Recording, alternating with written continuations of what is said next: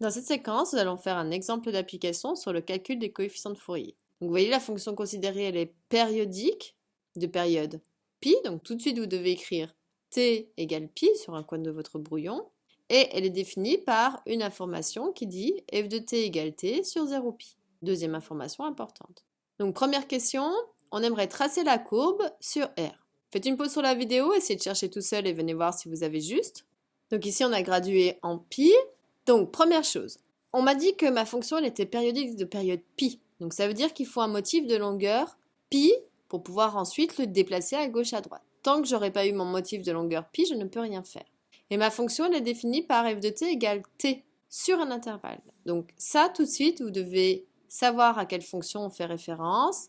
Ça, c'est une fonction affine même, elle est linéaire. Donc sa représentation graphique, c'est une droite.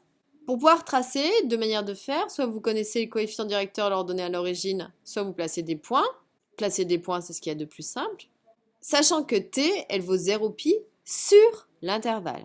C'est-à-dire que c'est que sur cet intervalle-là et uniquement ici qu'elle vaut t. Donc 0 pi, il est ici, donc image de 0 dans t, ça fait 0, c'est normal puisqu'on a dit qu'elle était linéaire, elle doit passer par l'origine. Et l'image de pi en t, c'est pi. Donc ça veut dire que c'est une droite comme ceci. Ensuite, on place les crochets. Crochet fermé ici en 0, crochet ouvert en pi.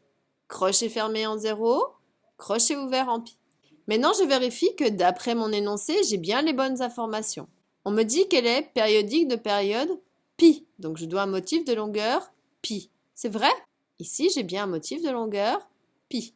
Donc ça veut dire que ce motif, si vous le tracez sur du papier calque, après vous faites glisser votre papier calque sur l'axe des abscisses, eh bien il va continuer à se reproduire ainsi.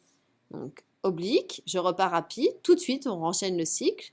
Donc ici on l'a fait dans le futur, maintenant on va aller vers le passé. Donc mon calque, donc juste on le glisse sur l'axe, mais maintenant sur la gauche. Donc que de ce motif ici. Utilisez de la couleur dans vos copies si besoin pour bien vous aider à voir déjà le motif et ensuite comment il va se déplacer. Donc voici la courbe de f.